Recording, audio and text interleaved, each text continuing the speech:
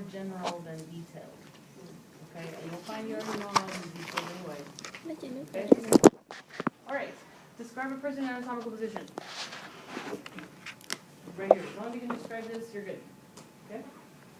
Describe how to use the terms left and right. Anatomical knee. Right. Okay. Identify various planes. What are the planes? Sagittal, frontal, horizontal, right? Oblique. I won't ask you, but there's sagittal. That's what I mean. I'm not going to ask you about a lot of things. Those are fine. Describe the appearance of the body presented along various planes. As long as you can see a picture of, a sliced object, and you can say that has been cut along the frontal plane, along the horizontal plane, you're good. Yeah? There won't be anything difficult though. Describe the location of the body cavities and identify major organs. So there's a, you have to go back to your PowerPoint. There's a list of body cavities. Give me this one. Thoracic. Where the lungs are. Pleural cavity, where the heart is. The cardiac cavity or the pericardial cavity. Right here. Pelvic, abdominopelvic cavity, abdominal cavity, pelvic cavity, abdominopelvic cavity. You have your spinal cord, right? Your spinal cavity, cranial cavity. There you go. Easy, right? Major organs: brain, stomach, intestines. Few things that you might forget. Spleen is over here. Spleen, liver. That's it. Pancreas, kidneys. Everything else you know. Intestines, uterus, etc. Right? Okay. Major anatomical, the location of major anatomical regions of the body. So anatomical regions. What do I mean? There you go. Axillary, fibular region, tibial region, femoral region, brachial region. Yeah? Go back to that little paper where it shows you all those regions. Again, I'm only going to ask you major ones. Like I would ask you femoral. I will not ask you the popliteal region. See? I'll ask you major ones. Describe location 4 abdominal pelvic quadrants. This one. Left. Right. No, right upper. Right upper. Right upper quadrant. Right upper quadrant, right lower quadrant. Left upper quadrant, left lower quadrant. Remember, my left, not yours. And the 9 abdominal pelvic regions. Right hypogastric. Left hypogastric. Lumbar.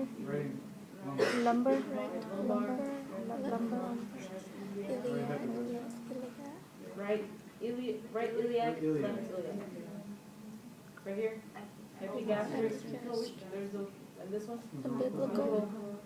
Hypogastric. All right, we got to go over that. Epigastric, umbilical, and hypogastric. There's a hypochondriac region. Remember that one? Hypochondriac region. Okay, next.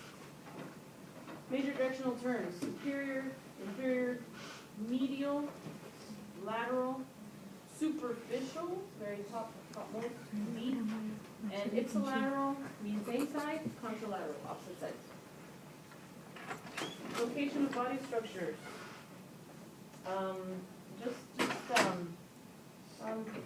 As long as you can make sentences, that's what that means. The nose is medial to the eye. Yeah, that's what that means. Make sentences.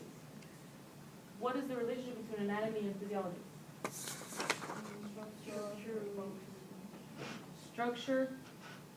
Function follows structure. Function follows structure. Yeah? Or structure reflects function.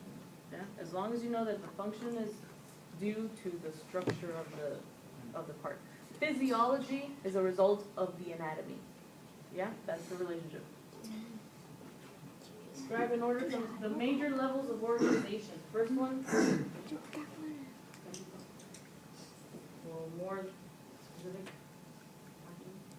Okay, Okay, the chemical one, the atomic level. Next. Put a bunch of atoms together. Molecules.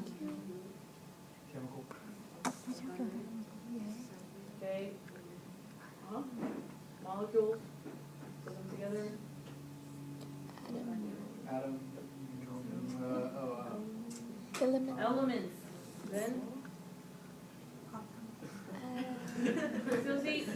So see, you're going to make, as long as you know, so I'm not going to be like, okay, you said the wrong word, as long as you have the right idea, okay? So when you say chemical, okay, yeah, we mean the little subatomic particles, protons, hydrogens, electrons, then we need the atom itself, then we need molecules together, which would be elements, compounds, and then you put those together and you start making organelles, put a bunch of organelles together, you start making cells, which ones are cells? Tissues, bunch of tissues, organs, systems, organisms, okay? List the 11 organ systems. We did, okay, what the ones that we've done? Nervous system, Skeletal. Muscle. Circulatory. all right, integumentary, circulatory, digestive, lymphatic, Urinary. endocrine, urinary, reproductive, already said digestive. Did we say, Nervous. nervous, cardiovascular, muscular, skeletal? Just go over the list, okay? And if I ask you about what they, you know what they're for. Okay, the ones you might not know are your lymphatic ones. What is that? Immunity. Cardiovascular, Heart. blood, Vessel. vessel strength, and the heart, etc. So you'll know all the others. Endocrine is another one you might not know. Endocrine, Hormones. hormone, that's it, okay? Homeostasis. What is that? Balance. Keeping your internal environment balanced, good. Tell me what a feedback loop is. Remember, you have a, Positive, negative. okay, there's positive and negative. Remember you have the So circle. sensory one, then goes to the brain, and then to the effector. That's your loop. Okay? Next, you give me an example of negative feedback. And I put one, body temperature. That's the only example you need to know. Okay, so there's a little picture in there on use body temperature. So what happens, your body temperature goes down, what do? What does negative feedback do? Raises it back up. If your body temperature is too high, negative feedback brings it back down. Different from positive feedback. Give me an example of that. Blood clotting. Blood clotting. And here, you can give me that one, but here I put giving birth. That's the only one that I would ask you about. So you're giving birth, how does negative, positive feedback fall in factor in there? Helps. Contractions. You have a contraction, the more contractions you have, then, when you have a contraction, then the more contractions you're gonna have. Yeah? Remember, it's part of oxytocin. You don't need to know that, because we didn't go over the endocrine system. But that's your example. As far as giving birth, contractions will increase, whereas if they increase, they will continue increasing. Whereas negative feedback, if you increase, you will decrease then. Okay? How do organ systems explain to one another? They're just going to be questions that I'm going to ask.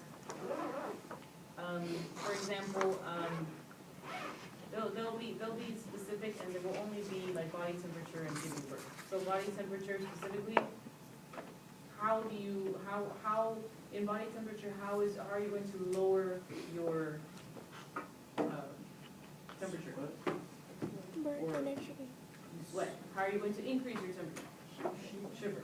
So, okay, so that's your muscular system working together with your system. Yeah? Make sense? Okay, this question, this here, predicting factors, situations that affect or disrupt homeostasis. All that means is homeostatic imbalance. Okay? Meaning, every time, make sure you know, and you already know, every time you come out of homeostasis, you have an imbalance which could lead to what? A disease disorder. Very good, that's it, that's all that means.